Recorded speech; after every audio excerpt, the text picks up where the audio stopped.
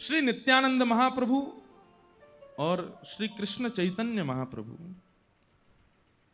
सबसे पहली बात तो बहुत गंभीर है ये चरित्र, इसलिए खूब भाव से सुनिएगा और प्रयास कीजिएगा कि आप लोग जहां जब लेट भी आ रहे हैं तो आके बैठ जाएं और जिनको जाना होता है वो पीछे ही बैठ जाएं। बस भाव से सुनिए।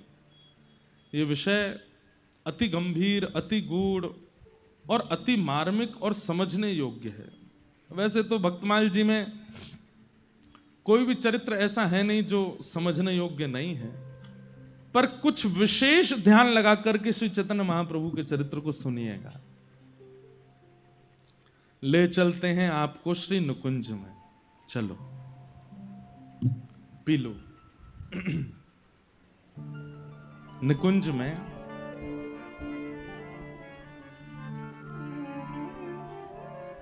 नित्य केली करते हैं श्री राधा माधव।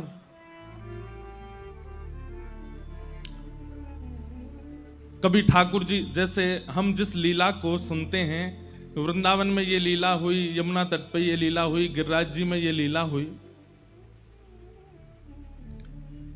कई बार कई लीलाएं प्रकट रूप से धाम में नहीं हुई हैं, पर फिर भी वो लीला चलती रहती है। क्यों? निरंतर गोलोक धाम में ठाकुर जी की लीला चलती ही रहती है, उसमें कभी विश्राम नहीं होता। अभी हम लोग कथा सुन रहे हैं, इस समय भी कोई लीला चल रही होगी।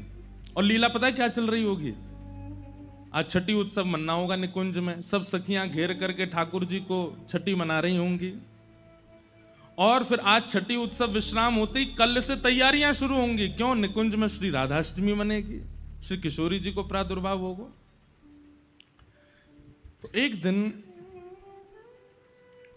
निकुंज में एक खंभ की टेक लगाकर के श्याम सुंदर बैठे हैं और अत्यंत गहन चिंतन में हैं।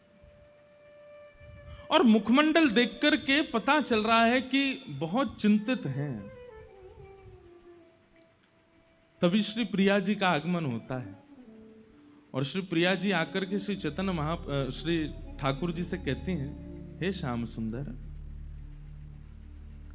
आपके मुखमंडल से ऐसा पता लग रहा है कि आप कोई गहन चिंतन में हैं, किसी अंतरंग विचार में हैं। कहाँ बात है, कहाँ सोच रहे हो? ठाकुर जी बोले, ना श्री जी, कछु बात ना, मैं तो ठीक हूं। हंसने लगे। तो जैसे कोई व्यक्ति चिंतित हंसता है ना, तो उसकी हंसी से पता चल जाए चिंता में है फिर भी हंस रहा है। किशोरी जी बोली, आपके हंसी से ही पता चल रही है कि चिंता में हो, जबरदस्ती हंस रहे हो। कहाँ बात है, मुझे बताओ। बहुत पूछने पर भी ठाकुर जी नहीं बोले। तो श्री जी ने हाथ पकड़ लिया, बोले मुझको बताओ, नहीं तो फिर देखियो मैं आज प्रसाद नहीं पाऊंगी, आज भोजन नहीं करूंगी। हठ पूर्वक जब किशोरी जी पूछने लगी, तब ठाकुर जी कहते हैं, मैंने ब्रजवासीन को कितनों विरह दियो ना।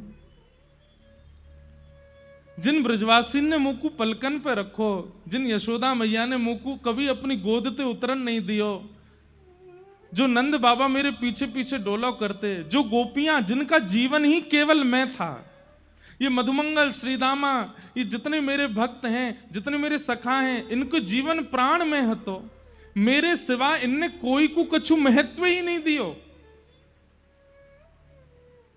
और आप तो केवल दर्शन भी मेरे देखती भी मुझे हैं, श्रृंगार भी मेरे भाव से करती हैं, अन्न जल भी वो सेवन करती हैं जिसमें कहीं ना कहीं मेरा भाव विराजमान हो।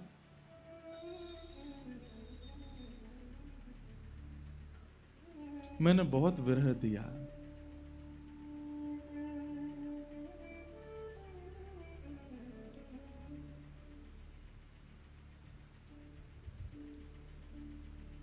किशोरी जी बोली, अब आप इस बात का चिंतन क्यों कर रहे हैं? इसके चिंतन का भाव क्या है? ठाकुर जी कहते हैं, मैंने गीता में एक बात कही है। बोले, कहा, ये यथामाम प्रपद्यन्ते ताम तथैव भजाम्य हम। जो मुझे जैसे भजता है, मैं भी फिर उसको वैसे ही प्राप्त करता हूं। श्री जी बोली मतलब? बोले मोए कभी कभी इतना भार लगे अपने ऊपर, यशोदा मैया के अश्रुबिंद, मधुमंगल श्रीदामा के अश्रुबिंद, मेरी प्राण प्रिया श्री किशोरी जी के अश्रुबिंद, इन गोपीन के अश्रुबिंद, ये सब अश्रुबिंद मुंह को बहुत भार लगे। मैं निर्दयी नहीं हूं, पर मुंह को लीला संवरण के लिए निर्दयी बनना पड़ो, और मैं हृदय पे पत्थर रख के व्रत छोड़ के चलो गयो। मैं तो रहो द्वारिका में, मैं तो रहो मथुरा में, इतने सुख में विराजो, और मेरे ब्रजवासी दिन रात रोते रहते मेरी याद में। श्री जी मैं इतना निष्ठुर नहीं हूं। तो राधा रानी बोली मैं जानू आप नहीं है निष्ठुर, आप क्यों ये विचार कर रहे हैं? बोले नहीं ना, मेरे चित्त में वो भार बन के बैठी है बात। किशोरी जी बोली तो क्या चाह रहे हैं आप?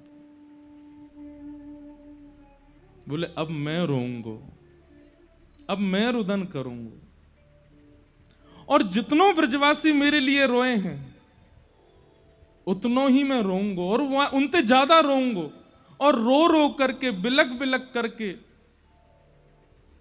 अपने यहां ऋण से मैं उऋण होऊंगा। श्री जी थोड़ी है तो मन से उदास बात सुन करके, पर हंस के बोल रही हैं आप नहीं रो पाओगे। ठाकुर जी बोले क्यों, मैं क्यों ना रो पाऊंगा? बोले कौन के विरह में रोओगे? किसके विरह में? आपको विरह है किसका जिसके लिए आप रोओगे?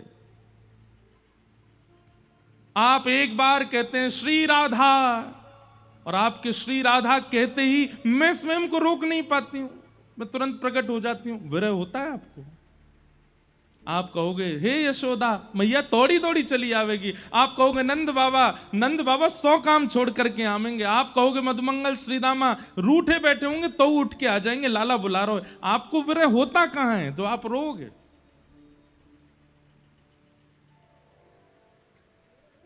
ठाकुर जी कहते हैं इसीलिए मैंने कुछ विचार किया है।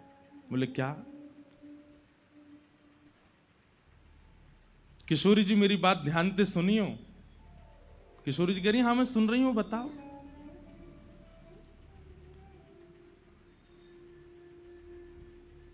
बोले मैं आपको देख सकूं, नंद बाबा को देख सकूं, यशोदा मैया को देख सकूं, ब्रजवासीन को देख सकूं, पर मैं खुद को ना देख सकूं।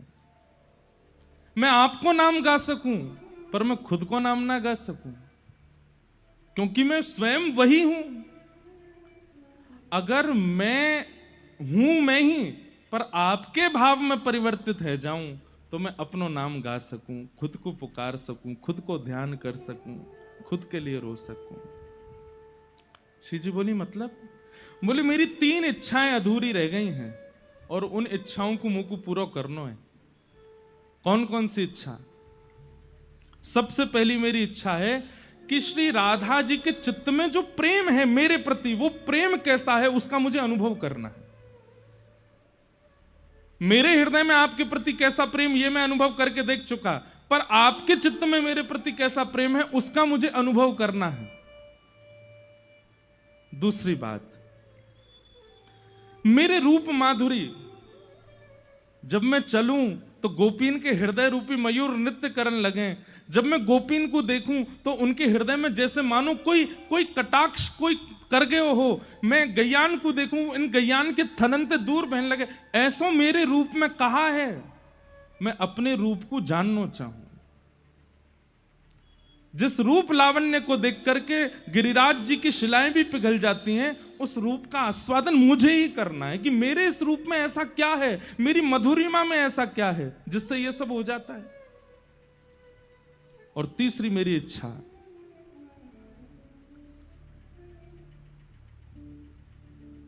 मेरी प्राप्ति होने पर मेरे प्रेमियों को किस सुख का अनुभव होता है, वो सुख मुझे अनुभव करना है। और उसके लिए हे किशोरी जी आप कृपा करो। बोले क्या कृपा करें? बोले आप तन तो रहेगा कृष्ण का, पर मन बना दो श्री राधा रानी का। तन तो रहेगा मेरा ही, पर उसमें जो भाव प्रकट होंगे वो होंगे आपके।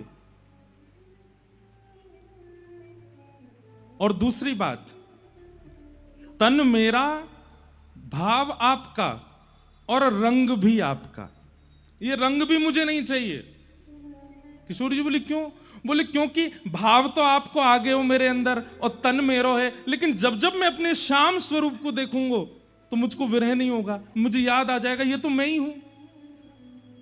इसलिए तन भी आपका और मन भी आपका, मतलब तन मेरा पर रंग आपका और भाव आपका।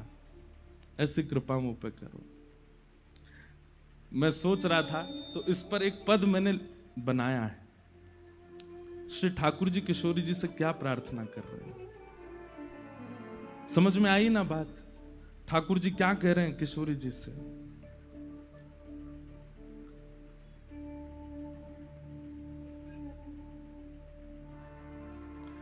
प्यारी मोहे, ठाकुर जी गा रहे हैं, अपनो भाव ही दीजे प्यारी मोहे, अपनो भाव प्यारी मोहे, अपनो ही भाव ही दीजे प्यारी मोहे, अपनो। सब लोग गाओ। भाव दे के मोहे कांति हु दीजे, भाव दे के मोहे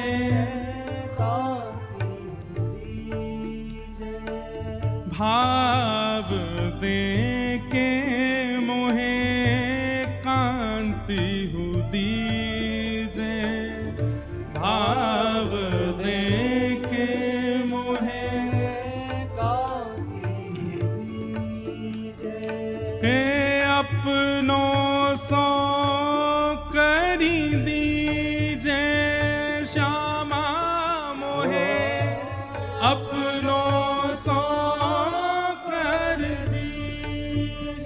श्री राधा मोहे, अपनो सो करी दीजे राधा मोहे, अपनो सो कर दीजे, हे प्यारी मोहे, अपनो भाव ही दीजे, प्यारी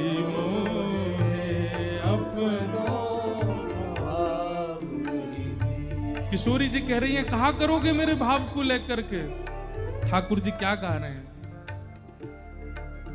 हाँ रोंगो बिलखूंगो निस दिन, रोंगो बिलखूंगो निस दिन, और श्री राधा कृष्ण रटूंगो, राधा कृष्ण रटूंगो।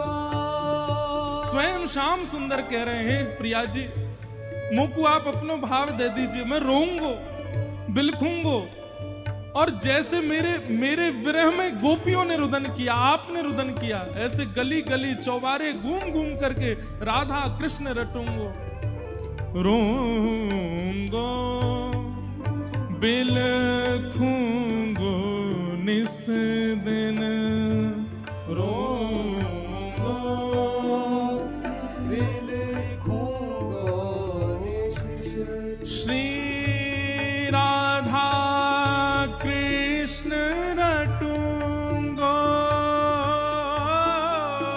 श्री राधा कृष्ण रटूंगो, हे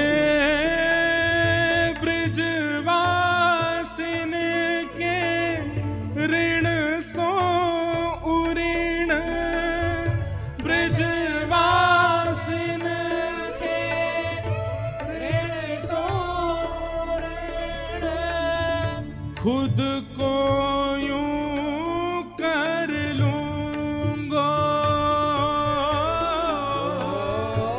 खुद को यूं कर लूंगो, हे मोहे अपनों ही भाव यूं दीजे, प्यारी मोहे अपनों भाव, हाँ प्यारी मोहे अपनों ही भाव ही दीजे, प्यारी मोहे अपनों भाव। वहां ठाकुर जी रो रहे हैं और किशोरी जी के चरण पकड़ के कह रहे हैं, हे किशोरी जी मुंह पे कृपा करो, अपनो भाव मुंह को दे दो, अपनी कांति मुंह को दे दो और मुंह को जान दो या पृथ्वी पर जितनो विरह मेरे लिए सयो है वैष्णव भक्तन ने, उतनो ही विरह में सहूंगो अपने ही काजे। मैं भी तो देखूं ऐसो कहा है मुंह में जाके काजे, इतने विरही है जाए सब। किशोरी जी बार बार मना कर रही हैं, पर ठाकुर जी चरण पकड़ के बैठे हैं, किशोरी जी मेरी या इच्छा को आप पूर्ण कर दो। और तभी किशोरी जी क्या करती हैं, सुनिए ध्यान से। निज कर कंठ की माला दीनी, निज कर कंठ की माला दीनी, निज कर कंठ की माला दीनी, निज कर कंठ की माला दीनी, हे भाव प्रकट कर दीनो, ओ भाव प्रकट कर दीनो। किशोरी जी ने जैसी अपने गले की माला उतार करके ठाकुर जी के गले में पधराई है, श्याम सुंदर को चित्त अंतर ध्यान है गयो, अब किशोरी जी को चित्त भीतर आ गयो। और जैसे ठाकुर जी के चित्त में किशोरी जी को भाव आयो, नेत्र खोल करके देखे तो सामने किशोरी जी हैं, ठाकुर जी नहीं है। हाँ प्राणनाथ, हाँ कृष्ण कह करके ठाकुर जी रुदन करने लगे, अपने ही विरह में रोने लगे श्याम सुंदर। लेकिन तभी अपनी नील कांति का दर्शन कर लिया, और नील कांति का दर्शन करते ही ठाकुर जी भूल गए कि ये मैं राधा भाव में नहीं, ये तो मैं ही हूं। पुनः किशोरी जी के पास गए, बोले भाव दे दियो है, अब कांति भी अपनी दे दीजिए, या शाम कांति को मुंह से दूर कर दीजिए। किशोरी जी के चरणों में प्रार्थना कर रहे हैं ठाकुर जी, अपनी कांति दे दीजिए। तभी किशोरी जी शीश उड़ाए दई जब चूनर, शीश उड़ाए दई जब चूनर, हाँ शीश उड़ाए दई जब चूनरी, शीश उड़ाए दई जब, तभी यहाँ श्याम गौ